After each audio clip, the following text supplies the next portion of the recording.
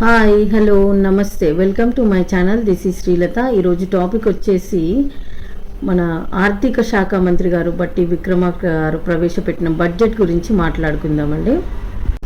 తెలంగాణ రాష్ట్ర అసెంబ్లీలో 2024-25కు సంబంధించిన బడ్జెట్ను ఆర్థిక శాఖ మంత్రి బట్టి విక్రమార్క గారు ప్రవేశపెట్టడం అనేది జరిగింది.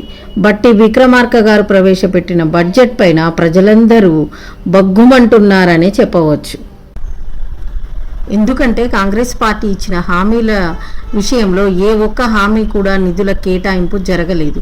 కనీసం ఆ హామీలను ప్రస్తావించడం కూడా జరగలేదు. అయితే ఈ అసెంబ్లీలో దాదాపు గంటన్నర సేపు బడ్జెట్ను ప్రవేశపెట్టిన ఆర్థిక శాఖ మంత్రి బట్టి విక్రమార్క గారు ఇక్కడ వికలాంగుల విషయానికి వస్తే కనీసం వికలాంగుల సంక్షేమ శాఖకు 2024-25కు సంబంధించి ఎన్ని కోట్లు కేటాయించారు, ఎంత బడ్జెట్ను కేటాయించారు అన్న విషయాన్ని కూడా వారు ప్రస్తావించలేదు. దీన్ని బట్టి ప్రభుత్వానికి వికలాంగుల పట్ల ఎంత ప్రేమ ఉందో మనకు అర్థమవుతుంది.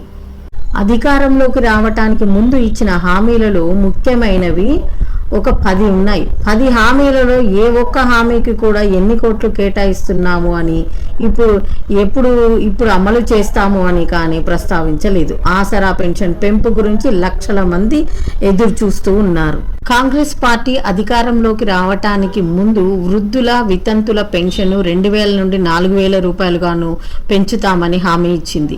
వికలాంగుల పెన్షన్ను 6000 రూపాయలుగా పెంచుతామని హామీ ఇవ్వడం జరిగింది. ఈ హామీ పైన ఎలాంటి ప్రకటన చేయలేదు. కనీసం ఎప్పటి నుండి అమలు చేస్తారు, ఎన్ని కోట్లు కేటాయించారు అన్న ఏ ఒక్క మాట కూడా ఈ నోట వినబడలేదు. మాకు ఎప్పుడు 2500 రూపాయల ఆర్థిక సహాయం అందుతుంది, కాంగ్రెస్ పార్టీ హామీ ఎప్పుడు నిలబెట్టుకుంటుంది అని తెలంగాణ ఆడపడుచులు ఎంతోమంది ఎదురు చూస్తూ ఉన్నారు. ఇకపోతే ఇందిరమ్మ ఇళ్ల గురించి బడ్జెట్లో బాగానే చెప్పారు. రాష్ట్రం మొత్తంలో 4,50,000 ఇళ్లను పేదలకు నిర్మించి ఇస్తామని, నియోజకవర్గానికి 350 ఇళ్లను కేటాయిస్తామని ఆర్థిక శాఖ మంత్రి తన ప్రసంగంలో చెప్పారు. కానీ ఈ సంవత్సరంలో ఎంతమందికి ఇవ్వడం జరుగుతుంది, ఎప్పటి నుండి ఇవ్వడం ప్రారంభిస్తారు, ఈ పథకానికి ఎన్ని కోట్లు కేటాయించారు అన్న ప్రస్తావన మాత్రం ఇందులో తీసుకురాలేదు. ఇంకా చూస్తే రైతు భరోసా. ఈ రైతు భరోసా గురించి గతంలో కేసీఆర్ ఇచ్చిన 5,000 రూపాయలను 15,000 రూపాయలుగా పెంచుతామని హామీ ఇవ్వడం జరిగింది. ఈ 15,000 రూపాయలు ఎప్పుడు వస్తాయని రైతులందరూ ఎదురు చూస్తున్నారు. కానీ ఈ రైతు భరోసా పైన ఒక కమిటీ వేశామని, ఆ కమిటీ పరిశీలన జరుగుతుందని, అందరి అభిప్రాయాలు తీసుకున్న తర్వాతనే ఈ రైతు భరోసా పథకం ప్రారంభిస్తామని, ఇంకా కౌలు రైతులకు రైతు కూలీలకు కూడా ఇదే సంవత్సరంలో ఈ రైతు భరోసా పథకం అమలు చేస్తామని చెప్పారు. ఏది మరి? కానీ రైతు భరోసాకు ఎన్ని కోట్లు ఖర్చు అవుతుంది, కౌలు రైతులకు ఎన్ని కోట్లు ఖర్చు అవుతుంది, ఎప్పటి నుండి ఇవ్వటం జరుగుతుంది అనేది స్పష్టత అనేది లేదు. ఈ విధంగా ముఖ్యమైన పథకాల గురించి ప్రభుత్వం ఏమీ వివరణ ఇవ్వలేదని ప్రజలు తీవ్రంగా మండిపడటం జరుగుతుంది. ఈ బడ్జెట్లో కేటాయింపులు జరిగాయి, కానీ సంక్షేమ పథకాలకు మొత్తానికి గుండు గుత్తగా 53,000 కోట్ల రూపాయలు కేటాయించారు అని చెప్పడం జరుగుతుంది. బడ్జెట్ ప్రతులలో ఉంది, కానీ ఆర్థిక శాఖ మంత్రి గారి నుంచి ఈ సంక్షేమ పథకాలకు 53,000 కోట్ల రూపాయలు కేటాయించాము, సంక్షేమ పథకాలను తొందరగా అమలు చేస్తాము, ఇచ్చిన హామీలను నిలబెట్టుకుంటాము అని ఎక్కడా చెప్పలేదు.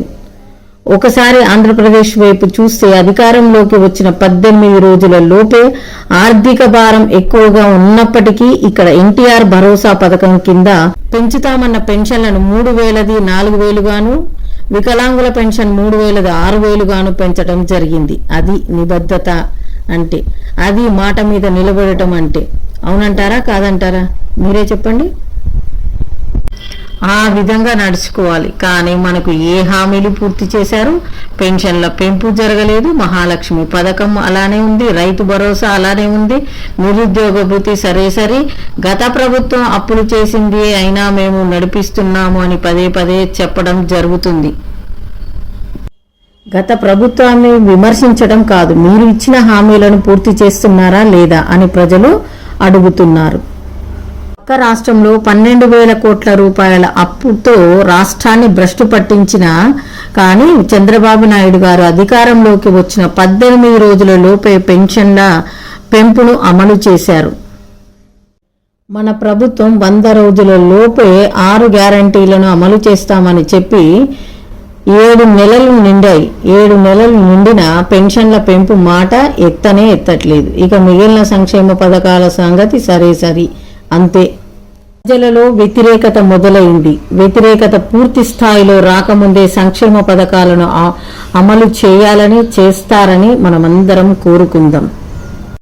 Thank you very much. ఈ వీడియో మీకు నచ్చిందని అనుకుంటున్నానండి. నచ్చినట్లయితే లైక్ చేయండి, షేర్ చేయండి, సబ్స్క్రైబ్ చేయడం మాత్రం మర్చిపోకండి సుమా. Okay bye. నెక్స్ట్ వీడియో ఒక మంచి వీడియోతో కలుద్దామండి. బాయ్.